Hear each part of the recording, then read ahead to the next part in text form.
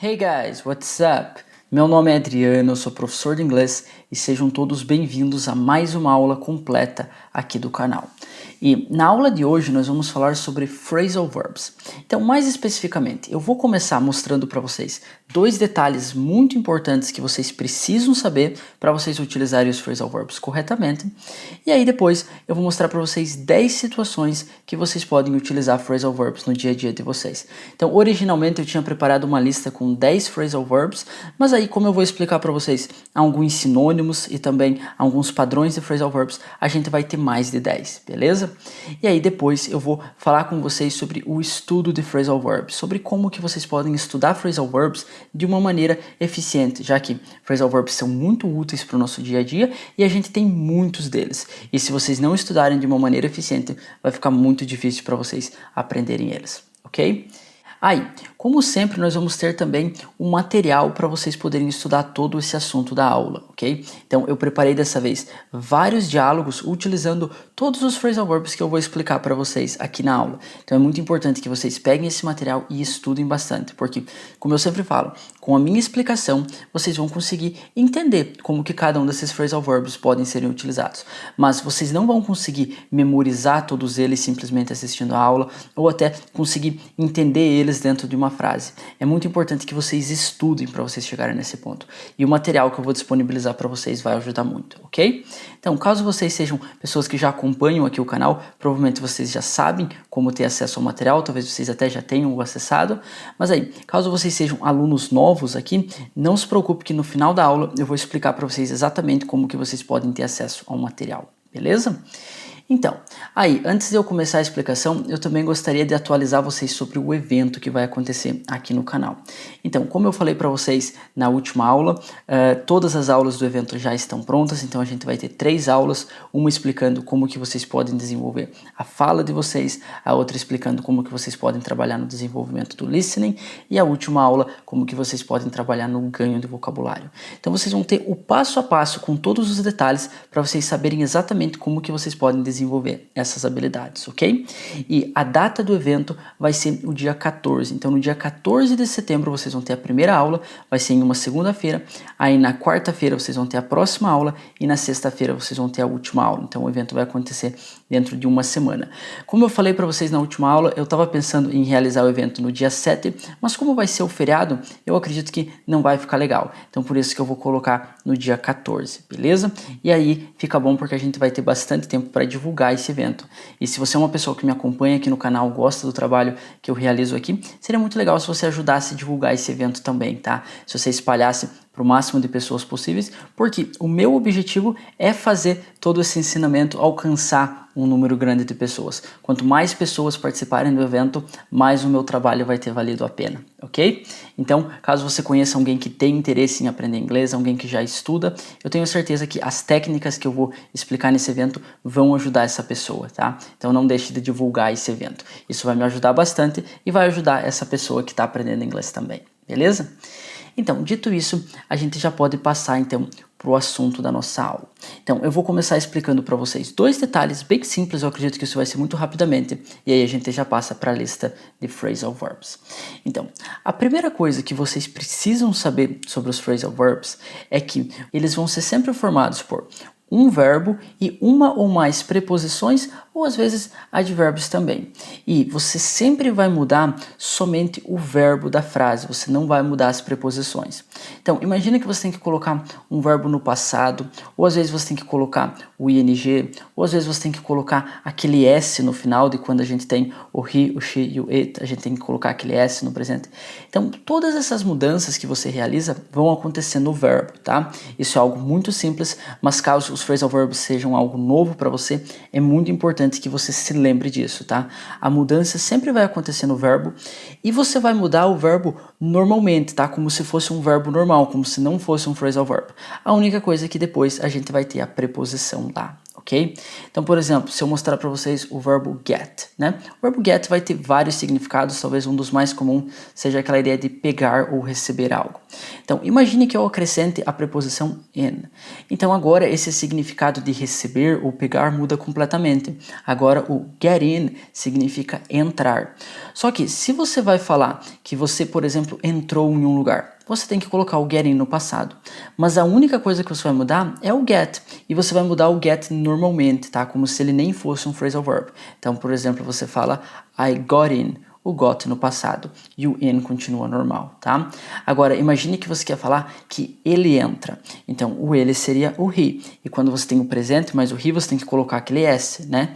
Então, você vai colocar o s no get normalmente. Então, he gets in e o in não muda, tá? Então, esse é o primeiro detalhe que vocês têm que saber. A gente vai ter verbos mais preposições e a única coisa que vai ser alterado na frase vai ser o verbo. As preposições nunca mudam, ok?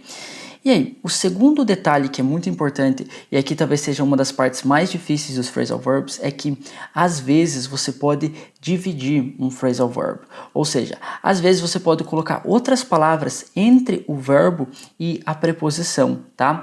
E aqui vai ser difícil porque a gente não tem uma lógica específica que a gente possa aplicar para todos os phrasal verbs, tá? Então, tem alguns padrões que você pode memorizar. Então, o primeiro é de que quando você realiza uma ação sozinho, obviamente você não divide esse verbo, né? Então, por exemplo, quando você fala I wake up, né? Então, eu acordo. Você faz isso sozinho, então você não divide, né? Nesse exemplo, a gente nem tem nada que a gente possa dividir, né? I wake up. Agora, imagine que você quer dizer que você entra na tua casa, né? I get in my house. Então, embora você tenha o casa aqui, quem está fazendo isso é você, né? Você não está fazendo nada diretamente com a casa, né? Do mesmo jeito que você acorda, né? I wake up, você entra na casa. I get in, ok? Agora, deixa eu mostrar outro exemplo para vocês. Imagine que ao invés de você falar eu acordo, né? I wake up, você quer dizer que você acorda alguém. Por exemplo, você acorda o teu filho. Você vê que agora já muda. Você está fazendo isso diretamente para uma pessoa, né? Você tem aqui o que a gente inclusive chama de objeto direto. Você está fazendo isso diretamente para uma pessoa. Você está acordando alguém.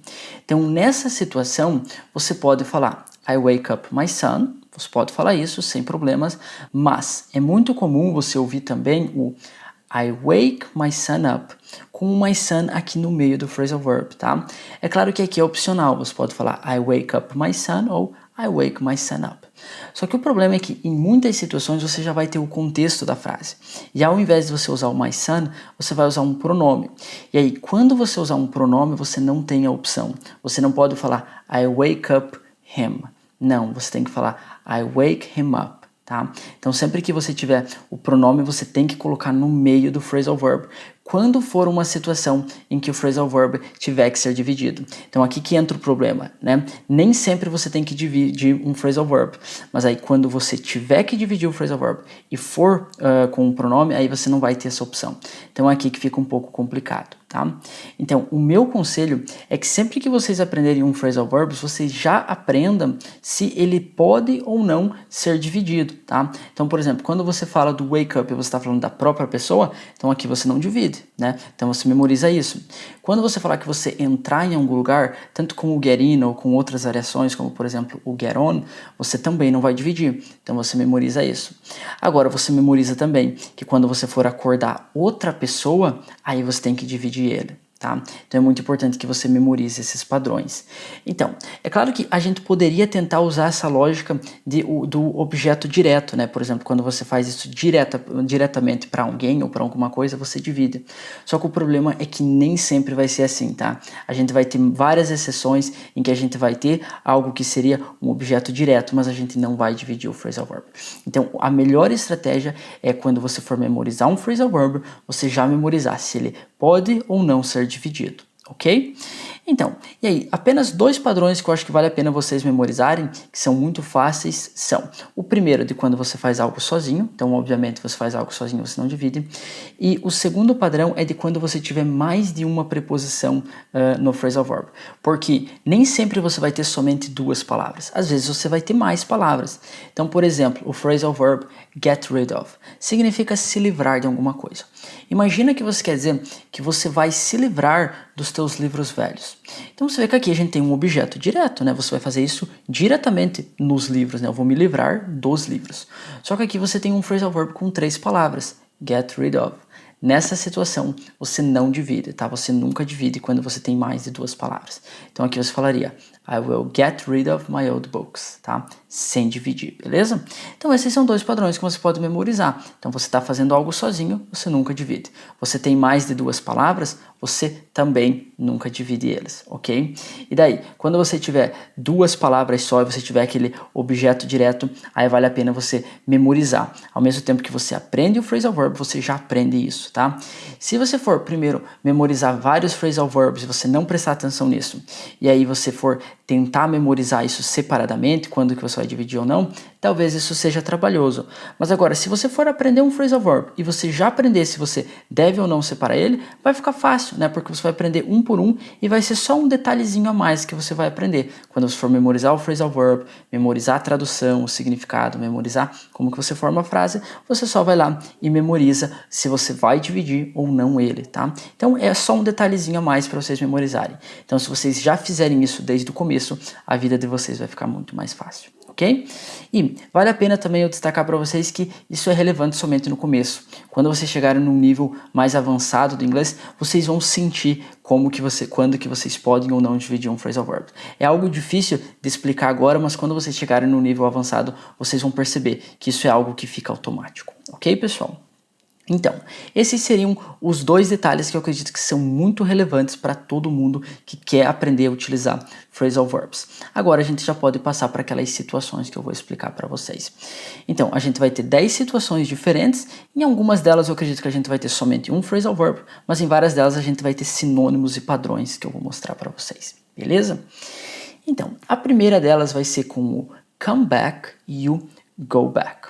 Então, esses 2 phrasal verbs vão significar voltar. Sabe quando você volta para algum lugar? Então, em inglês você pode falar come back e go back. Só que, é claro, vai ter uma diferença entre eles. Para vocês entenderem essa diferença de uma maneira simples, vamos traduzir o go back como ir de volta e o come back como vir de volta. Porque o go sozinho significa ir, o come significa vir. Então, a gente vai traduzir o back como de volta, somente para a gente entender isso. Então, aí fica muito fácil, porque sempre quando você ir de volta para algum lugar, quando você voltar para um lugar, mas você ir de volta para aquele lugar, você vai usar o go back. Agora, quando você voltar para um lugar, mas você vir de volta para um lugar, você vai usar o come back. Isso é muito importante porque você tem essa diferença de perspectiva, né? Por exemplo, imagine que você está indo no mercado e aí você se esquece da tua carteira. E aí você tem que voltar para casa para pegar a carteira, né? Então você vai falar, I have to go back to my house to get my wallet, né? Eu tenho que voltar para casa para pegar a minha carteira. Agora, imagine que o teu irmão está indo no supermercado e daí ele liga para você e fala que ele tem que voltar para casa porque ele tem que pegar a carteira dele, né? Ele falaria a mesma coisa, I have to go back to my house to get my wallet. Mas se você fosse falar que o teu irmão tem que voltar, aí você já falaria, my brother has to come back to his house to get his wallet. Por que você usa o come back? Porque você está em casa, então o teu irmão está vindo de volta. Faz sentido? Agora, quando você que está realizando a ação, você, na tua perspectiva, você vai falar, eu estou indo para minha casa, né? Eu estou indo de volta para minha casa. Então, por isso que você tem essa diferença de perspectiva, ok? Então, claro que no teu dia a dia você vai utilizar eles com aquele sentido de voltar, né? Dificilmente em português a gente fala ir de volta ou vir de volta. Normalmente a gente fala voltar. Então, você vai utilizar o come back e o go back nesse sentido. Mas é importante que vocês entendam a diferença deles, tá? Que é a diferença de perspectiva. O ir de volta e o vir de volta, ok? Então, eu espero que tenha ficado muito claro. Vamos passar para o próximo. Então, o próximo phrasal verb vai ser um phrasal verb muito legal e muito útil, muito comum. Você escuta muitas pessoas falando isso em filmes ou em algum diálogo. Isso é muito comum mesmo, que é o turn out. Então, o turn out é quando algo acaba de um jeito, tá? E normalmente é de um jeito que você não estava esperando. Então, Por exemplo, imagine que você vai assistir um filme e aí você está esperando que esse filme não seja muito bom. Você olha o título do filme ou alguém te falou que o filme não é bom, você acha que você não vai gostar do filme. Mas aí você assiste e acaba que o filme é bom. Então, você pode falar: It turned out the movie was good. It turned out the movie was good. Ok? Mais um exemplo. Então, imagina que você perdeu o teu telefone e aí você está procurando por o teu telefone em todos os lugares e você não consegue achar ele. E aí, de repente, você pega a tua mochila e você acha o teu telefone. E aí você quer falar que então acabou que o teu telefone estava lá na tua mochila, né? Você não esperava aquilo, mas acabou que o telefone estava lá. Então aqui novamente você pode utilizar o turn out. Então, it turned out my cell phone was in my backpack. It turned out my cell phone was in my backpack. Ok? Então, você vê que é aquela ideia de quando algo acaba, mas acaba de um jeito que você não está esperando. Então, o turn out, ele é muito semelhante com um phrasal verb que eu já expliquei aqui no canal em um videozinho curtinho, que foi o end up. Porque o end up também tem essa ideia de quando algo acaba de um jeito que você não está esperando, né? E inclusive, você pode, na grande maioria das vezes, utilizar o turn out e o end up na mesma situação. Só que você tem que prestar atenção porque você não vai simplesmente substituir eles, tá? Você vai utilizar eles na mesma situação, mas você vai ter que mudar a frase. Porque o turn out é quando algo acaba de um jeito que você não está esperando, mas com o foco no resultado. Enquanto o end up vai ser quando algo acaba de um jeito que você não está esperando, mas com o foco na ação, quando algo acaba acontecendo. Ok? Então, esse exemplo do filme. Então, você pode falar, It turned out the movie was good. Você pode falar. Mas uma outra maneira de você falar isso é I ended up watching a good movie, né? Então, por exemplo, você está achando que você não vai fazer nada de interessante naquele dia, né? O dia tá chato, mas aí você acaba assistindo um filme muito legal, né? Então, I ended up watching a good movie. Sei que tem uma ideia semelhante, mas agora o foco é na ação, né? I ended up watching. Antes o foco era no resultado. It turned out the movie was good. Mais um exemplo, aquele exemplo do celular. Então, você pode falar It turned out my cell phone was in my backpack. Pode falar isso. E você também poderia falar I ended up finding my cell phone in my backpack. Então, eu sei que eu mudei a frase, né? Agora eu falei, eu acabei achando o meu celular na minha mochila. Então, na mesma situação, eu não consigo achar o meu celular, eu estou procurando, e aí eu acabo encontrando ele na minha mochila. Eu não estava esperando aquilo. Então, você vê que é o mesmo significado, mas eu tenho que mudar a frase, tá? Um jeito legal de você entender quando utilizar o turn out e quando utilizar o end up é porque o end up vai ser normalmente aquele acabar de quando você tem um próximo verbo com aquele indo, ando ou endo do português, por exemplo. Eu acabei assistindo, né? Eu acabei achando, eu acabei fazendo. Você tem o verbo com esse indo, endo e ando. Nessa situação você usa o end up. Agora, o turn out vai ser mais quando acaba que algo foi de algum jeito, né? Acabou que o filme foi bom ou acabou que o meu telefone estava na minha mochila. Faz sentido? Então você tem essa diferença no português também. Claro que no português a diferença é só na frase, né? A palavra é a mesma. Mas em inglês, aí você vai mudar os verbos também. O end up, que também é um phrasal verb, e o turn out. Ok, pessoal?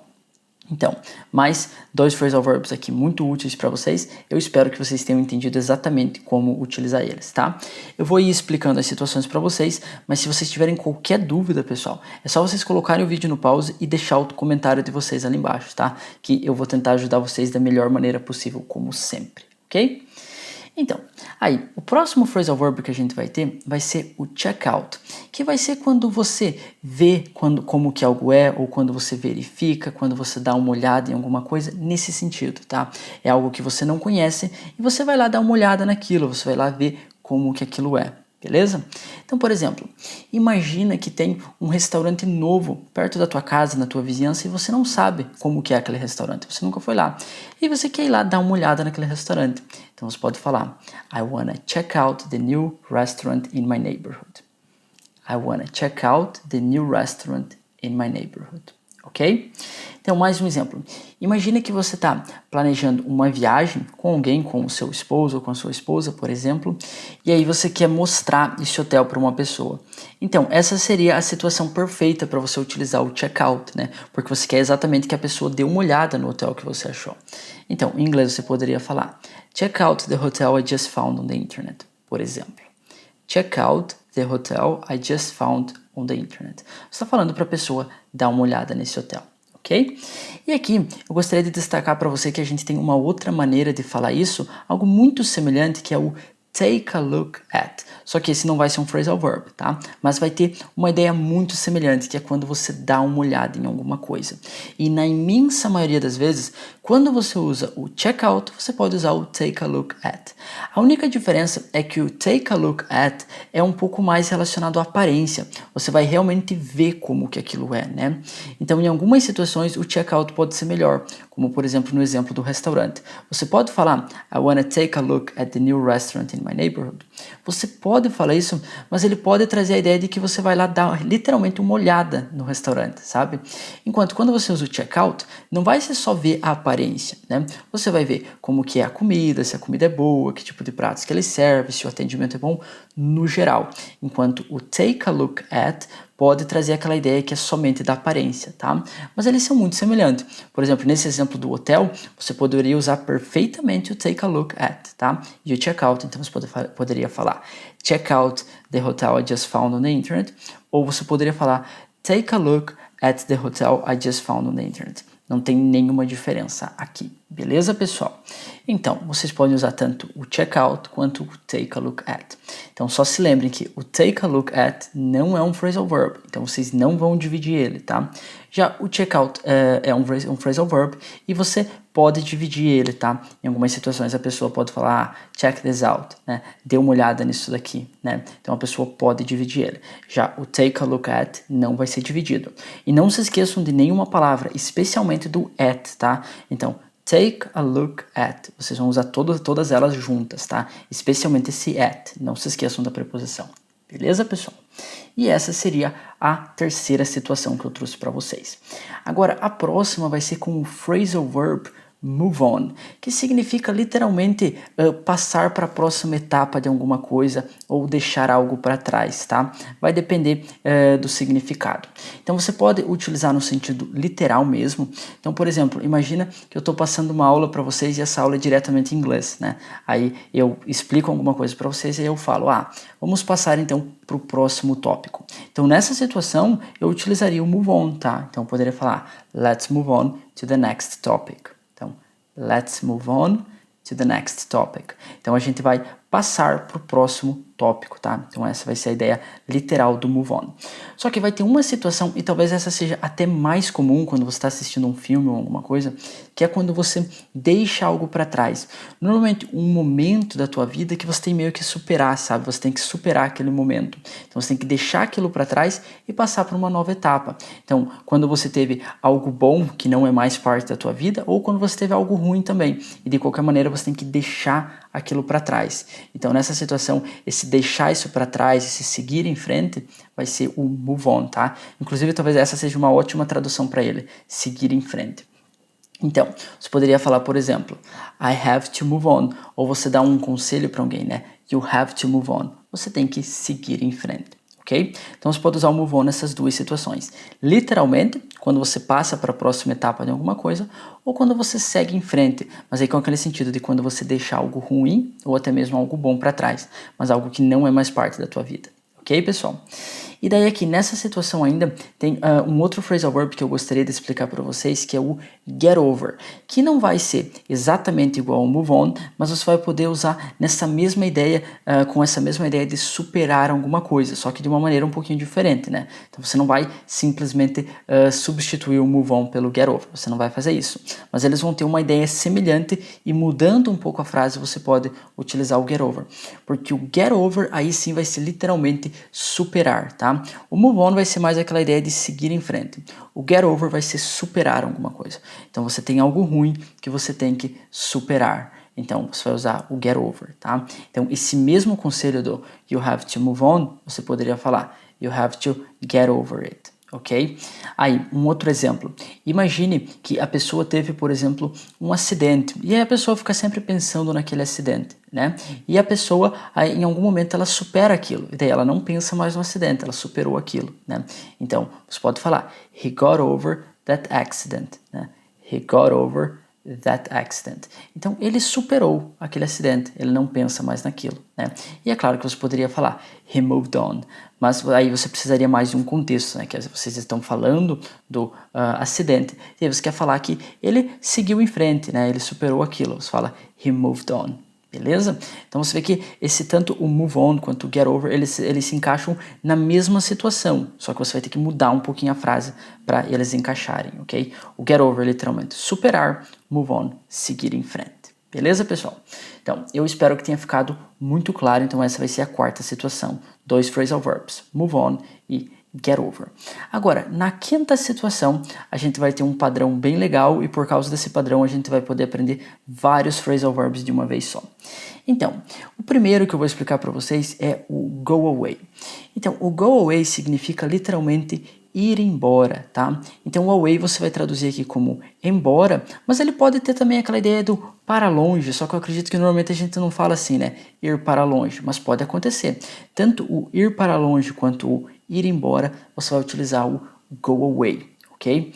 Então, por exemplo, imagine que você conhece alguém, mas aí essa pessoa foi embora e você nunca mais viu essa pessoa, né? Por exemplo, um amigo teu. Você pode falar, my friend went away, né? My friend went away and I never saw him again. Então, o meu amigo foi embora e eu nunca mais vi ele. Então, você pode utilizar o go away com essa ideia. Agora, o porquê que aqui a gente tem um padrão e a gente consegue aprender vários phrasal verbs? Porque você percebe que o go, você tem essa ideia do movimento, né? Que a pessoa está em um lugar e ela vai para outro lugar, aí você usa o away, ela vai embora, ela vai para longe. Então, o que acontece é que tudo que você tem que fazer é substituir o go por outros verbos de movimento, tá? Esses verbos que implicam um movimento. Então, por exemplo, se você usar o drive, você vê que o drive tem a mesma ideia, né? Você está em um lugar e você dirige para outro lugar. Ou, por exemplo, walk, que é o caminhar. Você está num lugar e você caminha para outro lugar, né? Então, sempre que você tem essa ideia de que uma pessoa está em um lugar e ela vai para outro lugar, você pode usar o away. Então, em português, eu acredito que normalmente a gente utilizaria o ir embora. Mas em inglês você pode ser mais específico, tá? Então, imagina que a pessoa foi embora, mas essa pessoa foi embora dirigindo. Você pode falar, he drove away, né? Você está com a pessoa aqui, a pessoa entra no carro e vai embora. He drove away. Ele foi embora, mas ele foi embora de carro. Em inglês você especifica, he drove away. Ou você está conversando com a pessoa e a pessoa sai, a pessoa vai embora caminhando, né? Então, he walked away. Ele caminhou para longe, tá? Então, essa vai ser a ideia. Então, no inglês você consegue especificar.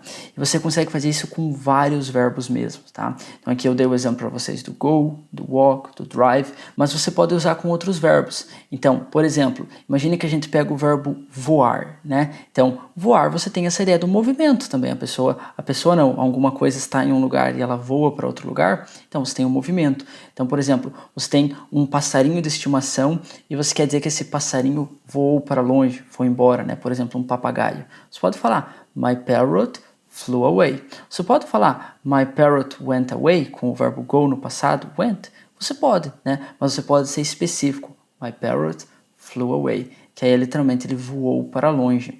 Em português a gente falaria fugiu ou foi embora, mas em inglês você consegue ser específico, tá? Vamos pegar mais um exemplo que talvez não seja muito comum, mas que também é possível. Você está falando de alguém que foi embora de barco, né? Então o que um barco faz? Eu acredito que em português seja navegar, né? Um barco navega, né? Mas em inglês é o sail. Então o sail é a ação de um barco sail, né? Então, isso quer dizer que a pessoa foi embora, mas ela foi embora de barco, você consegue dizer, né? He sailed away, né? Então, você consegue ser bem específico. É claro que esses exemplos do sail, do fly, não são muito comuns, mas só para vocês saberem que é possível, tá? Só que tomem cuidado porque nem sempre vocês vão utilizar essa lógica, tá? Vocês vão utilizar ela com verbos de movimento, tá? Então, por exemplo, você tem outros verbos, como por exemplo o giveaway, né? Você já não vai ter esse significado. É com verbos de movimento. Mas nem sempre, tá? Então, por exemplo, você pega um verbo como o run away, né? Então, o run é essa ideia de correr. Só que o run away não vai ser bem aquela ideia de correr para longe, ele vai ser mais a ideia de escapar, tá? Então, por exemplo, você quer dizer que alguém está running away, vai ser aquela ideia que a pessoa está fugindo, né? Por exemplo, the criminals are running away from the police. Significa que os criminosos estão fugindo. Então, ele já tem uma ideia um pouquinho diferente. né? Você pega um outro verbo, como por exemplo o get away, né? Também já vai ter uma ideia um pouco diferente. O get, ele pode ter essa ideia de movimento, né? Quando você chega em um lugar. Só que o get away também vai ser a ideia de escapar. Um pouquinho diferente do runaway, né? O getaway é quando, por exemplo, a polícia já pegou os criminosos e aí eles fogem, né? Você poderia falar, the criminals got away from the police. Já o runaway vai ser meio que antes de a polícia pegar eles. A polícia não pegou eles e aí eles estão fugindo. Você usa o runaway. Então, semelhantes, né, com essa ideia de fugir, escapar, mas um pouquinho diferente. Get away e runaway. Então, você vê que a gente tem esse padrão, mas eles não se aplicam sempre, né? Então, você vai utilizar para a maioria dos verbos que tem movimento, só que não para todos eles. Se bem que o runaway, né, fugir, correr para longe, é semelhante, mas não é exatamente a mesma coisa. Então vocês têm que tomar cuidado. E aí, é claro, vocês têm que tomar mais cuidado ainda para quando o verbo não for de movimento. Por exemplo, você tem o give away, né? Aqui não vai ser esse movimento, você não está indo de um lugar para outro. Aí você não usa o away. Ok, pessoal? Então, eu espero que tenha ficado bem claro, eu espero que vocês tenham entendido esse padrão. Foquem naqueles que são mais comuns, é claro, especialmente no go away, tá? Mas é legal vocês entenderem o padrão, porque aí quando vocês forem assistir alguma coisa, ler alguma coisa, vocês eventualmente vão ver esse padrão e aí vocês lembram. Ok, pessoal? Então eu espero que tenham ficado muito claro. Se tiver algum verbo específico que vocês estão na dúvida, vocês não sabem se vocês podem utilizar o away com essa lógica, é só vocês deixarem nos comentários que eu vou responder para vocês, ok, pessoal? Mas eu espero que tenha ficado muito claro, que vocês tenham conseguido entender, especialmente porque com esse padrão vocês vão conseguir entender vários phrasal verbs, né? Então, vamos passar para o próximo. Então a gente vai ter o go on. O go on vai ter dois significados principais, que vai ser o continuar e o acontecer. Eu vou focar no significado do acontecer, porque o significado do continuar eu vou explicar para vocês em uma das Proficiency Tips que eu faço aqui no canal. Inclusive, se vocês não acompanham esse quadro, é muito importante que vocês assistam, porque são videozinhos bem curtinhos, mas eu passo dicas muito legais para vocês lá, inclusive dicas com phrasal verbs, tá? Então eu não vou explicar o significado do continuar, porque a gente vai ter um vídeo especificamente para falar sobre isso no futuro, ok? Mas então, o significado do acontecer. Esse vai ser o mesmo significado do verbo happen. E, inclusive, você pode usar o happen, tá? Por exemplo, você quer pedir o que está acontecendo. Você pode falar what's happening. Você pode falar isso, mas uma outra maneira de falar isso que é muito comum é com o verbo go on, com o phrasal verb go on. Então você poderia falar what's going on. What's going on? Um jeito muito comum de falar isso, ok? Então, mais um exemplo. Imagina que você quer dizer que você não sabia o que estava acontecendo em um determinado lugar. Então, você pode falar, é claro, I didn't know what was happening there, mas um segundo jeito seria I didn't know what was going on there. Okay? I didn't know what was going on. Então, um jeito muito comum. E eu acredito que se você for prestar atenção nos filmes, séries que você assiste, provavelmente você vai ouvir mais o go on do que o happen, porque os falantes nativos usam muito esse phrasal verb. Beleza? Então, o go on. Agora, na sétima situação, a gente vai ter dois phrasal verbs, que vai ser o come over e o call over. Então, primeiro, o call over vai ser aquela ideia de quando você convida alguém, mas para vir para o lugar onde você está, tá? Então, no inglês a gente vai ter o verbo invite, que vai ser convidar. Só que o invite pode ser para qualquer coisa, né?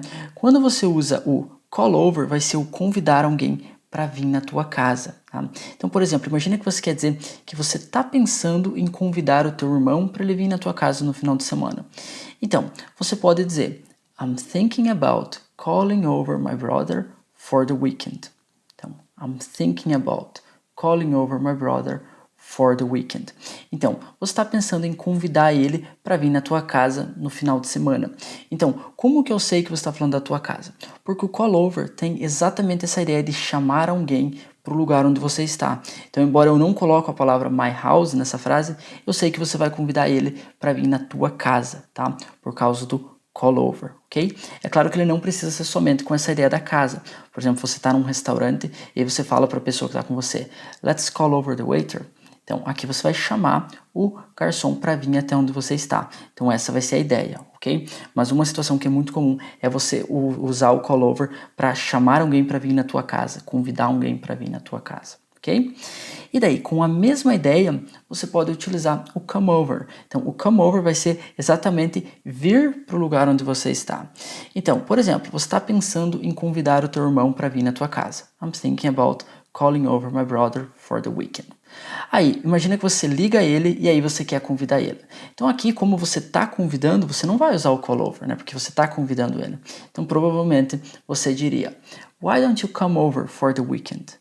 Why don't you come over for the weekend? Então por que você não vem aqui, né, no final de semana? Então o come over vai ter essa ideia, quando a pessoa vem até o lugar onde você está. Ok, pessoal? Então, o come over, call over, bem semelhantes, né? Só que esse vai ser um padrão que vai ser um pouco mais específico. Você não vai usar ele tão amplamente como o away, tá? Então, se você vê o over em outros, com outros verbos, provavelmente ele não vai ter esse significado. Ele vai ser mais específico aqui pro come over e pro call over. E talvez em outra situação, dependendo do contexto, mas vai ficar bem mais específico. Então, por exemplo, se você vê o start over, que é o outro phrasal verb, já não vai ter nada a ver com isso, tá? O start over vai ser quando você começa algo novamente, tá? Então aqui o over vai ter a ideia do novamente. Então você vê que já é um padrão diferente. Beleza, pessoal? Mas eu espero que isso tenha ficado muito claro, tá? Então, como eu falei, vocês podem ver o over com esse significado em outras situações, pode acontecer, mas eu aconselho vocês a começar focando no come over e no call over, que vão ser os mais comuns, ok? Então, essa seria a situação número 7. Vamos passar para a próxima, que vai ser o mix-up. Então, esse aqui vai ser mais específico, porque a gente vai usar somente o mix-up em uma situação, mas vai ser uma situação que a gente usa bastante, porque vai ser com aquela ideia de confundir, tá? Então, novamente, a gente vai ter um verbo para isso, a gente vai, o confuse, mas eu acredito que o mix-up vai ser bem mais comum. Normalmente, quando a gente tem essa opção de usar um phrasal verb mais um verbo com o mesmo significado, o phrasal verb acaba sendo mais comum. Os falantes nativos tendem a preferir a usar os phrasal verbs, ok? Então, o mix-up com essa ideia de confundir alguma coisa. Então, por exemplo, imagina que você quer dizer que você confundiu algo. Você pode falar, I mixed this up, né? I mixed this up. Você confundiu aquilo, ok? Ou você quer dizer para alguém não confundir alguma coisa, né? Você pode falar, please, don't mix this up, né? Don't mix this up. Não confunda isso. Então, um significado bem específico até, mas se você parar para prestar atenção, a gente usa bastante com essa ideia de confundir. Novamente, você pode usar o confuse, mas se você usar o mix-up, vai soar mais natural na maioria das vezes. Ok, pessoal? Então, agora, na próxima situação, a gente já vai ter uma situação mais ampla. Na verdade, aqui a gente vai ter um padrão que a gente pode utilizar bastante, que vai ser com o back. Então, vamos começar entendendo o give back. Então, o give seria o dar, né? Quando você dá algo para alguém, você usa o give. O give back vai ser quando você dá algo de volta para alguém. E aqui você pode até traduzir como devolver, né? Você devolve algo ou você dá de volta. Praticamente a mesma coisa, né? Mas essa vai ser a ideia do give back. Então, por exemplo, imagina que você emprestou alguns livros e aí você tem que devolver esses livros, né? Então você pode falar, I have to give back these books. I have to give back these books. Só que o que acontece é que esse padrão você pode utilizar sempre que você tem um movimento, só que agora é um movimento diferente, tá? Não é aquela mesma situação do away. Então, aquele padrão que eu expliquei do away é quando vocês ou alguém, essa pessoa vai de um lugar para o outro. Aqui vai ser quando você tem esse movimento, mas quando você está movimentando alguma coisa. Então, por exemplo, quando você dá algo de volta para alguém ou você devolve alguma coisa, você vê que você tem um objeto e esse objeto está indo na direção de algum lugar. Você vê que agora não é um movimento com você, mas um movimento com o objeto que você tem, né? Então, sempre que você tiver esse tipo de movimento, você pode utilizar o back. Então, deixa eu dar alguns exemplos para vocês. Imagine que, ao invés de devolver os livros, você quer pegar os livros de volta. Por exemplo, você emprestou os livros, né? Você emprestou os livros para o teu amigo e aí agora você quer pegar os livros de volta. Então, você vê que você tem esse movimento, né? Os livros estão com o teu amigo e você vai pegar os livros. Então, aqui, esse padrão se encaixaria perfeitamente. Ok? Então, o pegar em inglês a gente pode usar tanto o take quanto o get. Eu acredito que os dois encaixariam legal aqui. E aí você pode acrescentar o back para colocar essa ideia de que você vai pegar de volta, né? Então, I will take back my books. Ou essa é uma daquelas situações em que você pode dividir. Então, I will take my books back. Né? Ou I will get back my books. I will get my books back. Ok? Então, vai ter essa ideia. Você vai pegar os livros novamente. E isso pode ser utilizado em várias outras situações. Então, por exemplo, quando você coloca algo de volta no seu lugar, né? Por exemplo, você tira algo de um lugar e aí você coloca aquilo de volta no lugar. Então, o colocar seria o put, né? Então, numa situação normal, você só colocaria aquilo no lugar. Só que aqui você está colocando de volta.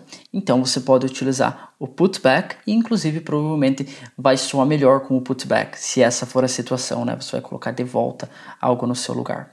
Então, você poderia falar, por exemplo, I will put this back in its place, né? I will put this back in its place. Você vai colocar isso de volta no seu lugar. Ok? Então, outras situações que você poderia utilizar seria como o verbo bring, por exemplo, quando você traz algo, mas você traz de volta, né? Então, bring something back. Ou com o take, com outro significado, com aquela ideia de levar, porque o take pode ser pegar, mas pode ser o levar também. Eu já fiz um videozinho aqui explicando esse significado do take. Então, quando você leva algo para algum lugar, você pode levar de volta, né? Então, por exemplo, você trouxe algo e você vai levar de volta. Você pode usar o take back. Então são várias situações. Novamente, sempre que você identificar esse padrão, que você tem esse movimento de um objeto, que você está movimentando algo, né? Que algo está indo em alguma direção, mas algo está indo de volta naquela direção. Então você tem esse movimento, você pode usar o back. Só é importante que vocês entendam a diferença entre o movimento que eu estou explicando para vocês aqui e aquele movimento do away, né? Porque embora eu esteja utilizando a mesma palavra, essa ideia do movimento, ele é um movimento diferente. Um é um movimento que você faz e o outro é um movimento que você está fazendo outra coisa fazer, né? Inclusive, aqui para todas essas situações do back, a gente vai ter o objeto direto e em todas essas situações você pode dividir, né? Porque você está fazendo isso para alguma coisa. Então, você pode colocar o objeto no meio do phrasal verb, ok? Então, são situações diferentes e eu espero que tenha ficado muito claro, ok? E aqui novamente, se vocês tiverem dúvidas sobre algum verbo, vocês não sabem se ele se encaixa nesse padrão ou não, deixem nos comentários que eu vou responder vocês, tá? Eu vou ajudar vocês da melhor maneira possível, ok? Então, e aí por último, a gente vai ter o phrasal verb point out, que vai ser quando você chama a atenção de alguém para alguma coisa. Só que prestem atenção, porque senão vai ser o chamar a atenção de quando você briga com alguém, sabe? Alguém faz algo errado e você vai lá e briga com a pessoa, você chama a atenção. Esse não vai ser o point out, esse vai ser outro phrasal verb, e eu na verdade até já expliquei esse phrasal verb para vocês em um dos vídeos da Proficiency Tips, que foi o tell off. Então se vocês não assistiram esse vídeo ainda, é só vocês procurarem aqui no canal que vocês vão achar, ok? Se vocês estão nessa fase mais avançada, ou até mesmo se vocês só estão simplesmente focando no vocabulário de vocês, os vídeos da Proficiency Tips vão ajudar bastante vocês, ok? Então, mas esse point out não vai ser o chamar a atenção de quando você está brigando com alguém. Vamos usar a palavra brigar para vocês entenderem bem. Não, o point out vai ser quando você literalmente você quer que alguém preste atenção em alguma coisa, né? Você quer mostrar alguma coisa para alguém e você quer chamar a atenção de alguém para aquilo. Ok? Então, por exemplo, imagine que você dá uma prova ou um trabalho para a tua professora, a professora corrige e aí ela chama a tua atenção para os teus erros, mas não de que ela briga com você, não, ela quer mostrar ali os teus erros, né? Então, você poderia falar, the teacher pointed out all my mistakes, né? The teacher pointed out all my mistakes. Então, o que você está dizendo aqui? Que a professora chamou a tua atenção para aqueles erros, ela foi lá e te explicou, né? Ó, isso aqui tá errado, ela mostrou para você. Okay? Então, essa vai ser a ideia do point out. Um outro exemplo, imagina que você está viajando com um guia e você está, por exemplo, em um museu. E aí você quer dizer que o guia falou que vocês não podem, né, tocar em nada. Então, isso em inglês você poderia falar: The guide pointed out we couldn't touch anything.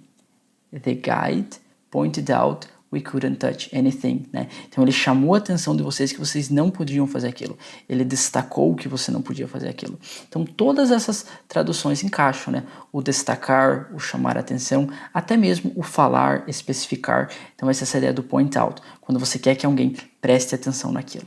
Faz sentido? Então, novamente, um phrasal verb bem versátil que vocês podem utilizar em várias situações. Beleza, pessoal? E essas seriam as 10 situações que eu expliquei para vocês. Então, eu não contei quantos phrasal verbs eu expliquei aqui, mas eu sei que foram bem mais de 10, né? Foram vários. E eu espero que vocês tenham entendido todos eles. Eu repito mais uma vez, para qualquer dúvida, é só vocês deixarem nos comentários. Eu vou com certeza tentar ajudar vocês da melhor maneira possível. Então, agora, eu queria falar com vocês um pouquinho sobre a parte do estudo de phrasal verbs. Então, phrasal verbs são algo muito importante e vocês precisam aprender. Só que tomem muito cuidado com a maneira que vocês aprendem eles. E especificamente, nunca tentem simplesmente memorizar listas de phrasal verbs. Não pesquise na internet listas de phrasal verbs com a tradução e aí tentem memorizar essas listas, porque isso não vai ser eficiente. A melhor maneira de vocês aprenderem phrasal verbs é aprendendo os phrasal verbs que vocês usam no dia a dia de vocês. E aqui nesse caso provavelmente vão ser phrasal verbs que vocês vão ouvir em algum lugar. Por exemplo, vocês estão assistindo um filme, lendo um texto, escutando uma música e vocês ouvem esse phrasal verbs.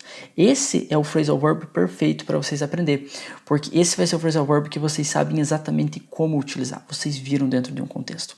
Então, não caiam na cilada de simplesmente ler uma lista de vocabulário. Isso não vai ajudar vocês. Ok? E aí, vocês podem pensar, ah tá, mas aqui você meio que passou uma lista de vocabulário pra gente. Então, é exatamente por causa disso que agora vocês têm que pegar o material que eu vou disponibilizar para vocês estudar.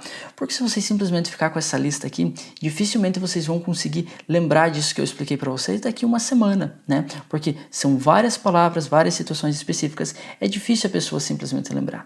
Então, é por isso que vocês precisam estudar. Com esse material que eu vou disponibilizar para vocês, vocês vão conseguir fazer exatamente isso, vocês vão conseguir estudar. Então vocês vão ter vários diálogos, vocês vão ver como que esses phrasal verbs são aplicados dentro desses diálogos, aí vocês vão poder ouvir o áudio várias vezes, praticar o listening de vocês no meio do processo e memorizar todos os phrasal verbs. Então aí sim o aprendizado vai ficar completo. Mas nunca tentem aprender phrasal verbs individualmente, listas de phrasal verbs. Não, aprendam aqueles que fazem parte do dia a dia de vocês. Ok?